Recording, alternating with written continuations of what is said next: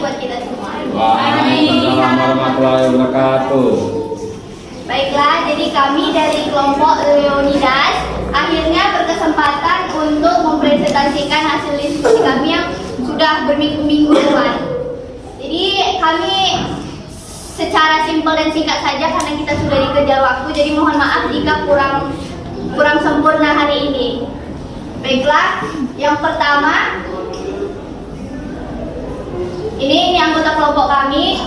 Leonopandrius akan menjadi pembicara pertama, kemudian dilanjutkan oleh Pika Saputri, pembicara kedua, Evanela Suwanto, pembicara ketiga, dan terakhir Hizkia Magdalena.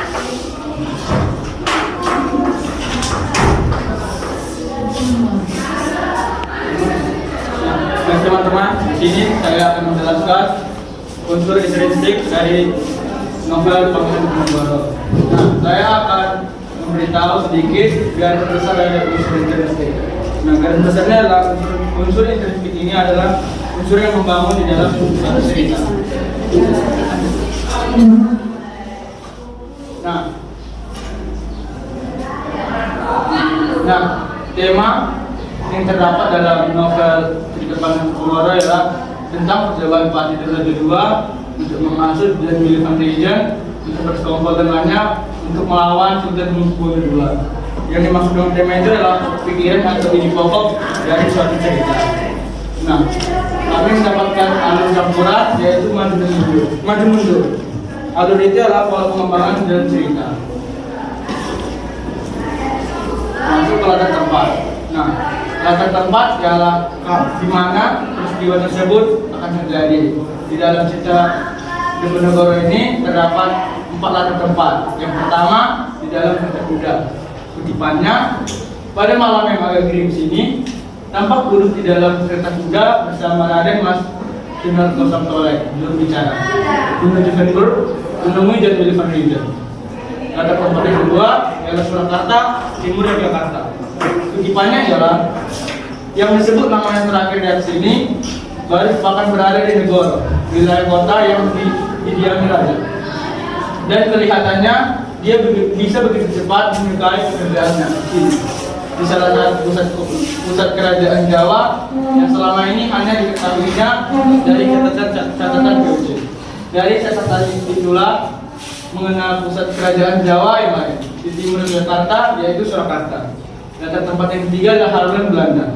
Kutipannya, terlebih dulu mestilah dibilang bahwa Jan Willem van Riejen adalah seorang operatus bedego. Asalnya dari Belanda Tenggara, lahir di Haarlem, daerah Limburg yang seluruh penduduknya itu Katolik. Nah, latar tempat yang terakhir ya di Limburg. Kutipannya, ketika Diponegoro II datang kepadanya, dia menyambut dengan bahasa Melayu yang fasih. Penjelasan dari kutipannya ialah dikatakan di paragraf pertama pada halaman 68, jika Diponegoro II ingin menemui Jan Willem van Riejen di Venberg, kemudian diketahui dari kutipan di atas jika dia sudah sampai dan berpapasan dengan Jan Willem van Riejen. Nah, masuk latar waktu. Latar waktu ialah kapan peristiwa tersebut terjadi. Pada bagian pertama di malam hari. Kutipannya, pada malam yang agak gerimis ini tampak duduk di dalam kereta kuda bersama Raden Mas Sunarko Samtolek, juru bicara. Pada latar waktu yang kedua, pada masa penjajahan VOC. Kutipannya, seperti teman ketahui bahwa baik Benjol maupun De Facto adalah tidak ada lagi kerajaan Mataram, sebab semua keputusan dalam ketenegaraannya menyangkut politik dan ekonomi sepenuhnya diambil alih oleh VOC. Lanjut, kita masuk ke dalam tokoh dan penokohan. Tokoh adalah orang yang ditampilkan di dalam teks, dan penokohan adalah pengembangan tokoh di dalam cerita. Di dalam cerita Pangeran Diponegoro ini terdapat 5 tokoh di dalam cerita tersebut. Pada tokoh yang pertama ialah Patih Diponegoro II. Penokohan dari Patih Diponegoro II ialah manipulatif, oportunis, cerdik, dan licik. Bersekongkol dengan Belanda untuk kepentingan pribadi. Jenis penokohannya adalah analitik dan dramatik.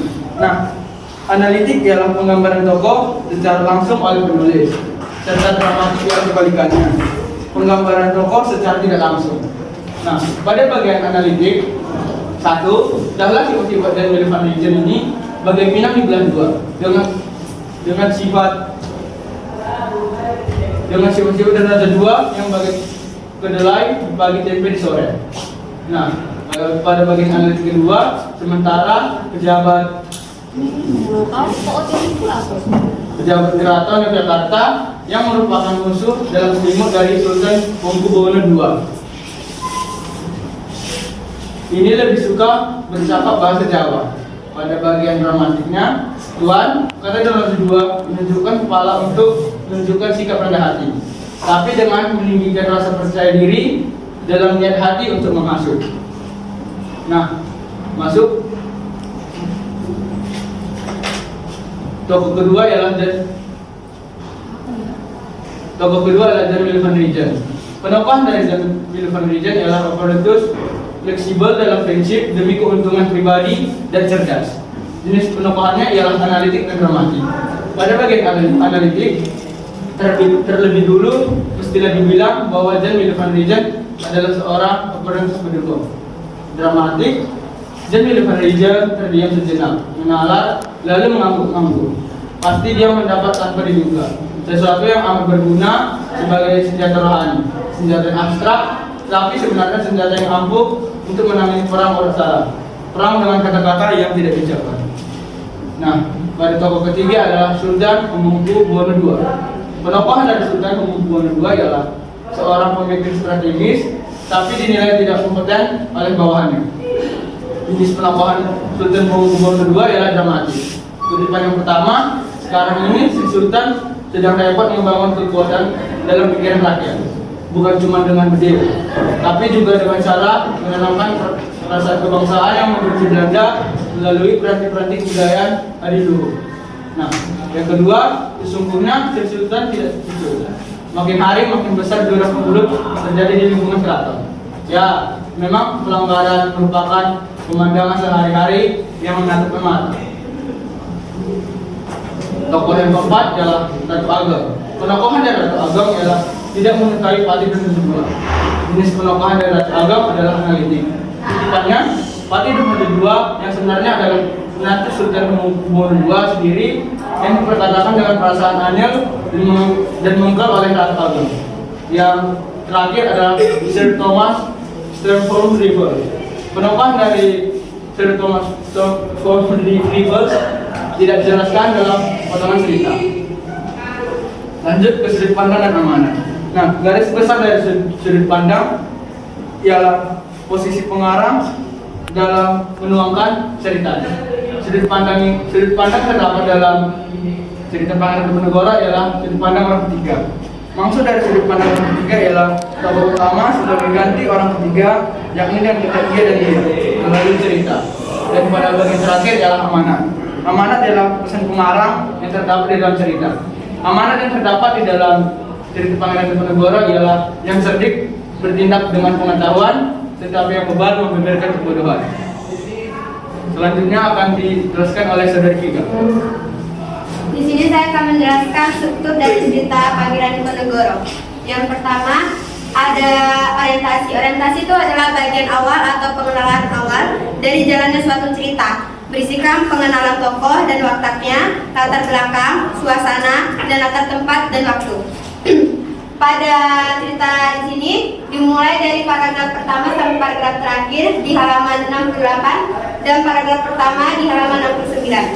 Yang dimana pada bagian ini awal cerita memperkenalkan karakter utama Danerejo II, seorang patih di Kesultanan Yogyakarta, dan hubungannya dengan tokoh Belanda Jan Willem van Rijen. Latar tempat yang diambil adalah Jawa pada masa kolonial Belanda. Pada bagian ini juga diperkenalkan latar waktu, yaitu era ketika pengaruh Belanda sangat kuat dan di tanah Jawa.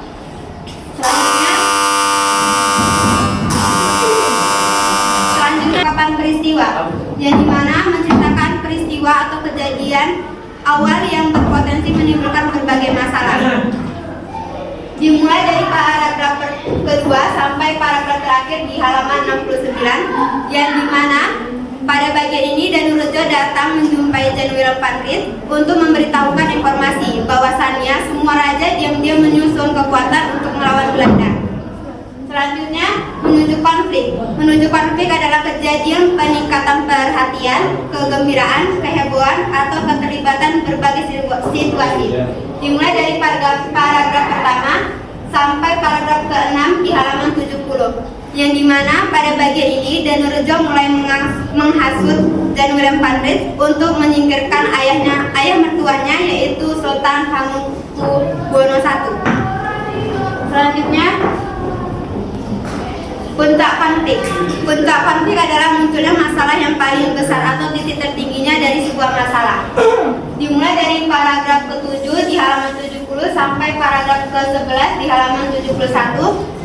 Yang dimana dimulai ketika Danurejo II dan Jan Willem van Rijn berdebat mengenai kekuatan dan perasaan terhadap kebudayaan Indonesia khususnya wayang, terlebih lagi Islam menjadi agama di Pulau Jawa. Dan Danurejo II menghasut Jan Willem untuk curiga terhadap Sri Sultan. Selanjutnya resolusi adalah penyelesaian dari sebuah masalah. Dimulai dari paragraf ke-12 di halaman 71 sampai paragraf kedua di halaman 72.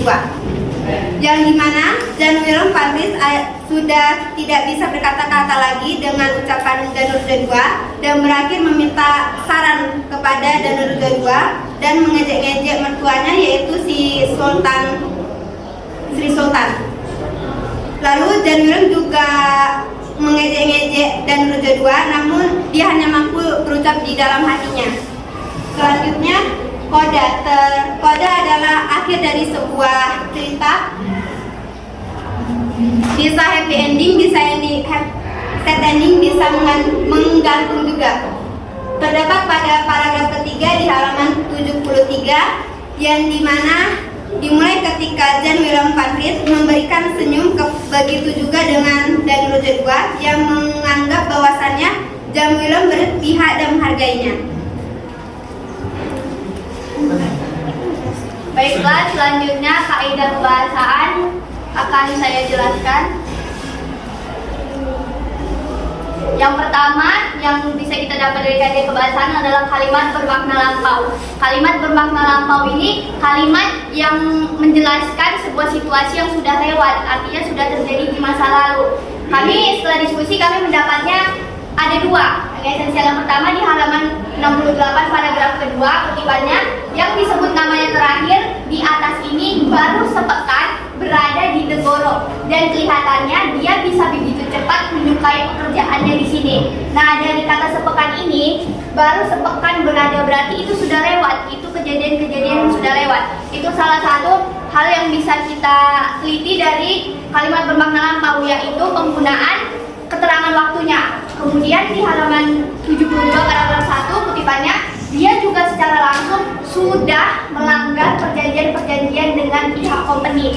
Nah, kata sudah ini berarti kan kita sudah berlalu, sudah dilewatkan. Ini juga salah satu ciri-ciri dari kalimat bermakna lampau, menggunakan kata sudah atau telah. Kemudian selanjutnya adalah konjungsi kronologis. Konjungsi ini adalah kata penghubung, kronologis artinya berurutan. Jadi kata penghubung yang mengurutkan satu kejadian dengan kejadian lain. Suatu kata penghubung yang menghubungkan setelah dan sebelum. Seperti itu, kausalitas.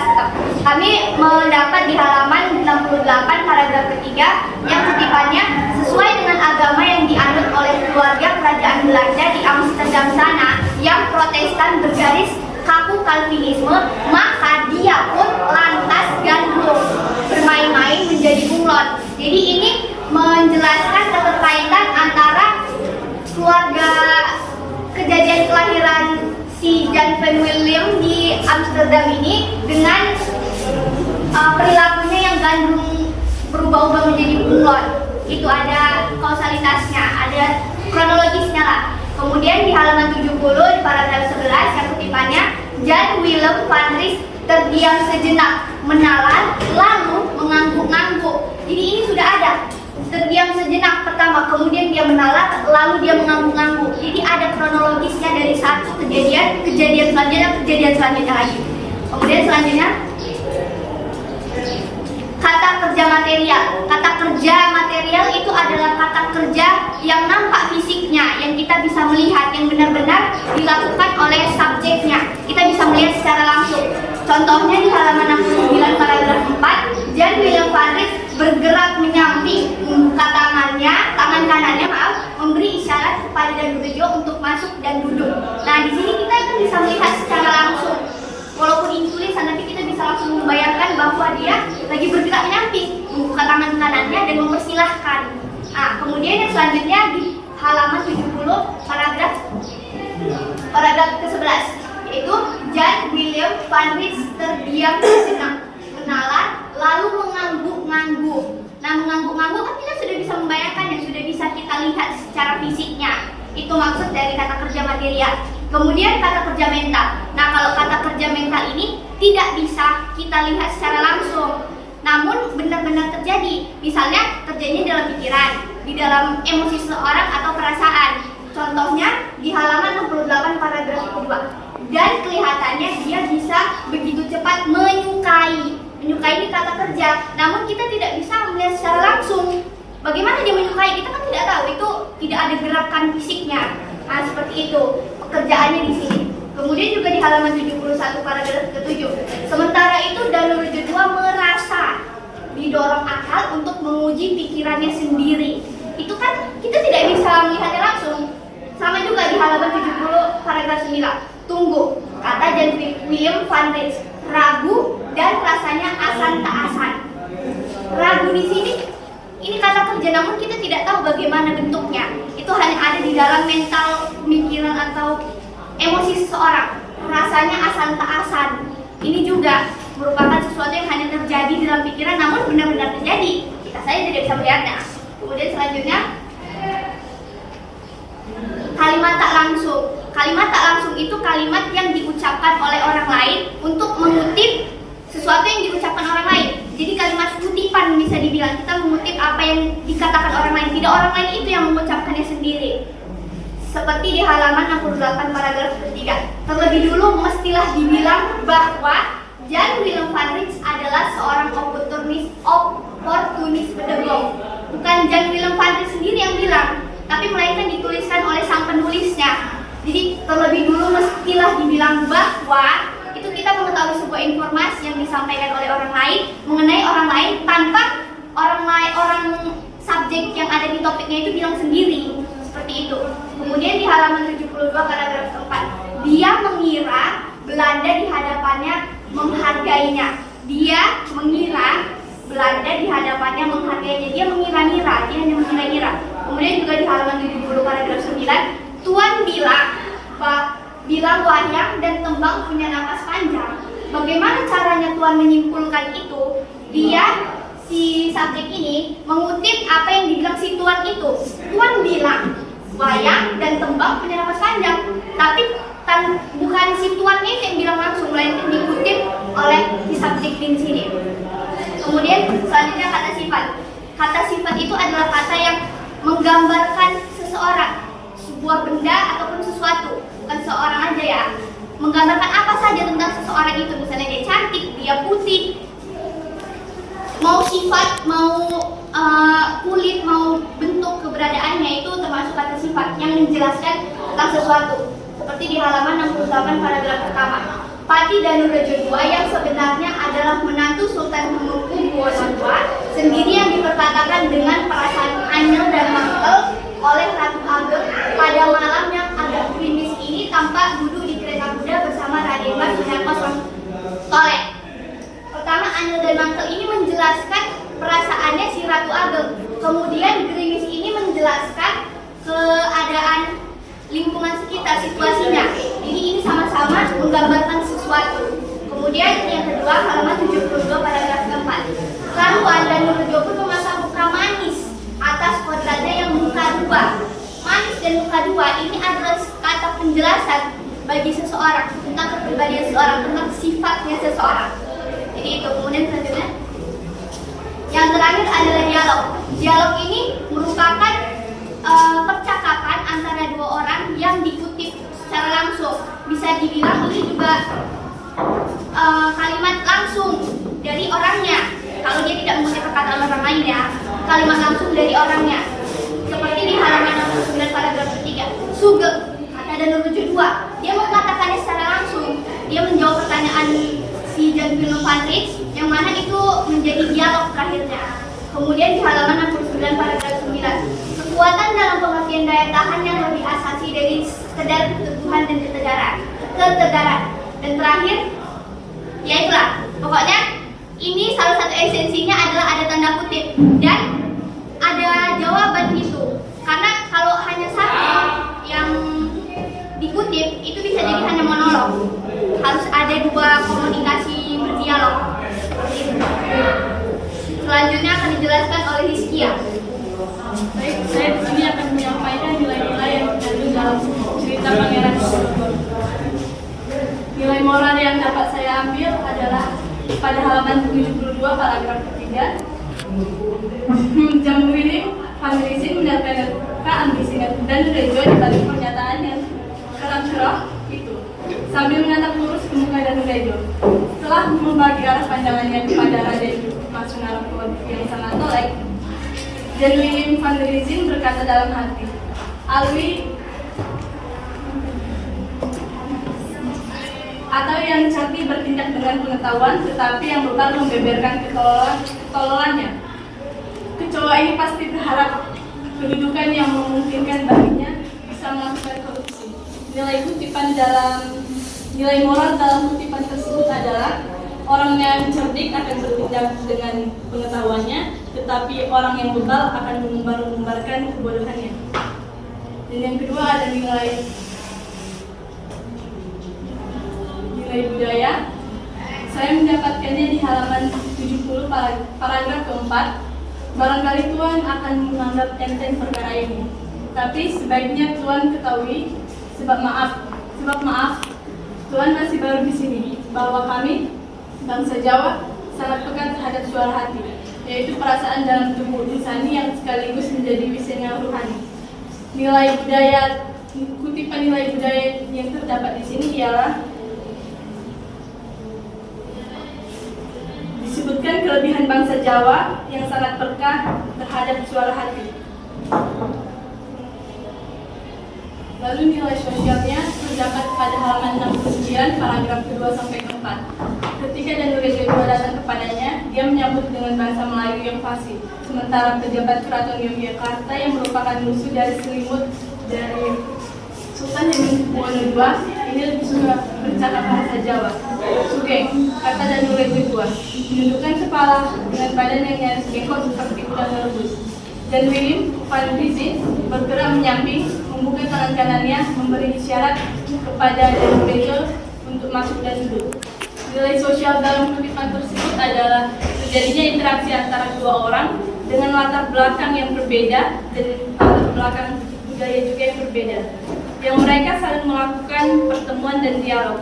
Selain itu, tampak pada sikap Danurejo yang kedua yang tetap menghormati serta bersikap dengan ramah dan sopan kepada Van Rijn meskipun mereka musuh dari Hamengkubuwono II. Dan ada nilai agamanya ialah terlebih dulu mestilah dibilang bahwa Jan Willem van Rijn adalah seorang oportunis asalnya dari Belanda negara, lahir di Haarlem, daerah Limburg yang seluruh penduduk tapi Masya Allah demi kandungan dan pada pemegang kekuasaan di Hindia Belanda sesuai dengan agama yang dianut oleh keluarga kerajaan Belanda di Amsterdam. Sana yang Protestan bergaris kaku Calvinisme, maka dia pun lantas gandrung bermain-main dengan menjadi bunga, membiarkan hatinya terus bergerak-gerak sebagai air di dalam taras. Kutipan dalam nilai agama tersebut ialah latar belakang agama Van Rijn yang memiliki agama Protestan, kemudian disebutkan pula agama Islam, yaitu tadi Masya Allah. Dan ada yang selanjutnya nilai politik. Nilai politik terdapat di halaman 69 paragraf pertama.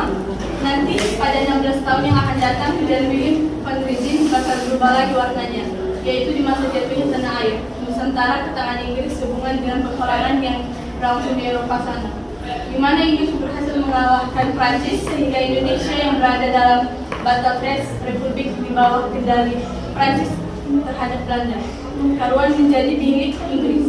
Di saat itulah nanti Jenderal William van der Lingen akan bermuka topeng kepada Letnan Gubernur Jenderal Inggris Sir Thomas Stamford Raffles. Kutipan dalam nilai politik tersebut ialah ini mencerminkan pengaruh geopolitik yang lebih luas terhadap politik Indonesia, di mana wilayah lokal dikuasai oleh kekuatan asing berdasarkan hasil konflik Eropa.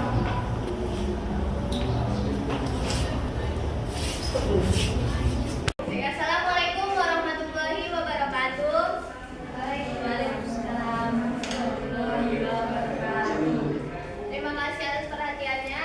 Sebelumnya beberapa saat yang lalu kelompok Leonidas sudah menjelaskan sebagian dari materi kami tentang analisis terhadap novel sejarah Pangeran Diponegoro.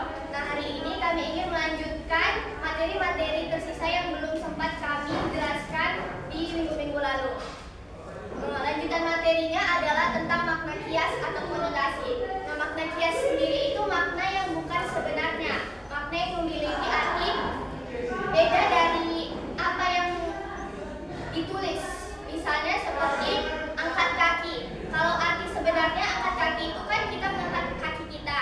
Namun dalam makna kias, angkat kaki itu kita bisa mengartikannya sebagai pergi, pindah, seperti itu kan. Nah, jadi makna kias adalah makna yang bukan dari makna sebenarnya kata itu. Kemudian selanjutnya contoh yang kami dapat dari novel Pangeran Diponegoro yang pertama adalah bunglon, yang kami artikan di sini sebagai orang yang berubah-ubah. Kalimatnya, maka dia pun lantas gandrung bermain-main menjadi bunglon.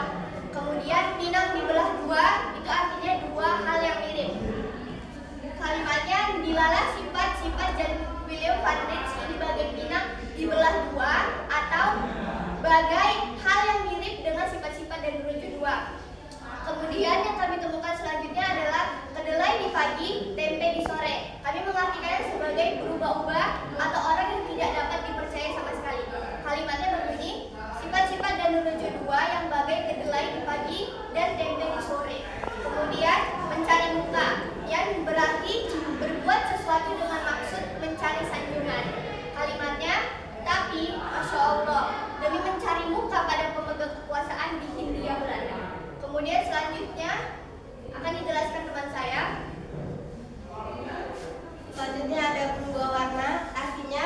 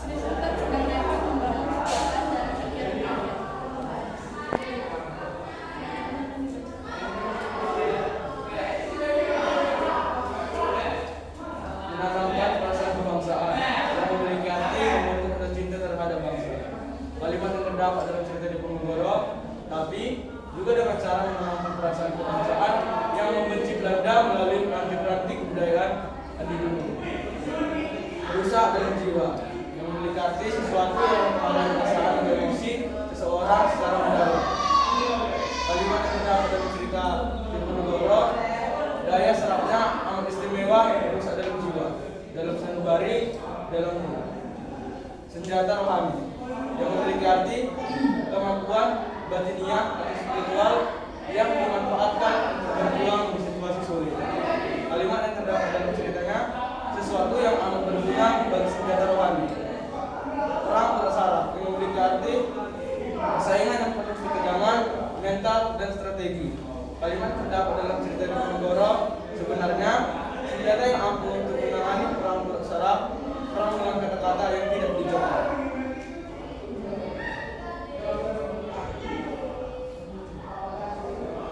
Kesimpulannya, dalam novel Pangeran Diponegoro menegaskan Ratu Adil yang terdapat di dalam halaman 68 hingga halaman 72. Terdapat banyak hal yang dapat kami analisis serta pelajari berupa unsur, struktur, kaidah kebahasaan, nilai-nilai, dan konotasi serta denotasi. Sekian dari presentasi kelompok kami. Jika ada teman-teman yang ingin bertanya, memberi saran, kami persilakan.